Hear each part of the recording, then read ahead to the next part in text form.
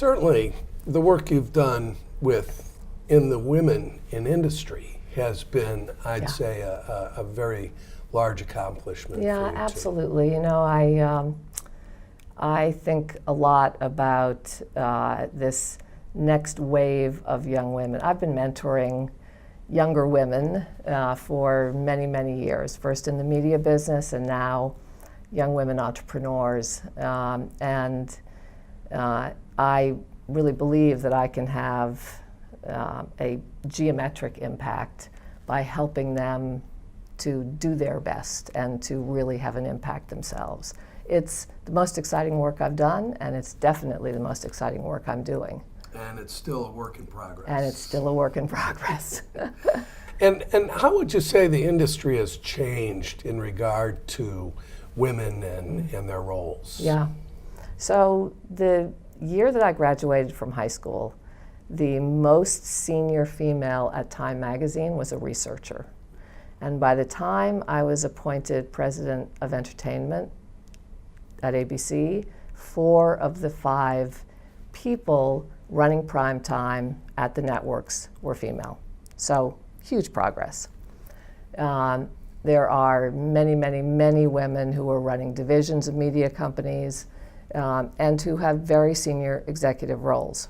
What you don't see yet, there are not many women who are the CEOs of these companies. That's still, for reasons that we could spend a lot of time on, still seems to be a barrier.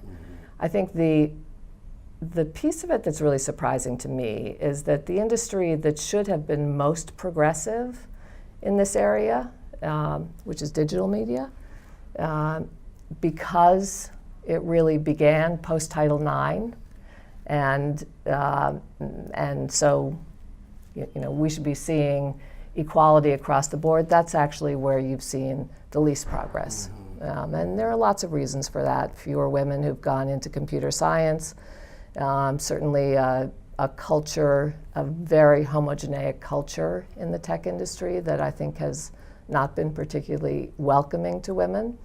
But at least it's being talked about now. And I think that's always the beginning of change. Awareness. Yeah. Yes, yes.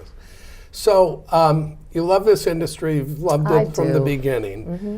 What would be the major reason that you would give to a young person just graduating college that they ought to get into our industry? Yeah, exactly the same reason I went into it. If you want to be part of the conversation, if you want to shape how people think about the world, if you want to really touch people and be touched by people, go into media.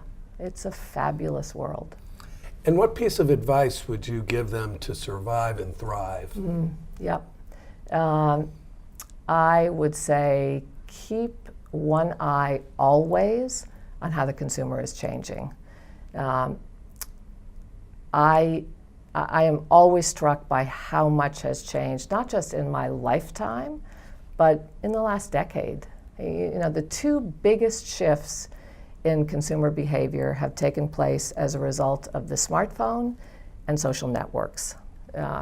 And neither of those existed a decade ago. And really the big shifts, the big changes have taken place in the last 5 years. And that's not even talking about things like mobile messaging or the Internet of Things or personal devices. All of these things are going to have, again, a huge impact on that consumer. And so my advice would always be keep your eyes on her, watch what she's doing, make sure that you are part of it. So what's your prediction for the next 10 years in this industry? What changes are going to happen? What's going to drive it? I think that, as I said, change is increasing all the time. The rate of change has been staggering over the last decade. It's going to continue to be the case. And when you see technological shifts or new technologies emerging, that gives a whole new group of people the ability to build businesses on top of that. So we'll see what comes, but I'm sure it's going to be really interesting. I think the other piece of it, though, is that I'm seeing people beginning to pick up formats that were considered dead and reimagine them. So, for example, the magazine, where I started. 5 years ago, everyone was talking about magazines being dead. Who was going to subscribe to XYZ? And what I'm seeing a lot of in both New York, San Francisco, Los Angeles are these gorgeous new magazines that have a very specific point of view, are very thoughtfully conceived, wonderful contributions in them, and they're charging $20 an issue for them, and they're selling out.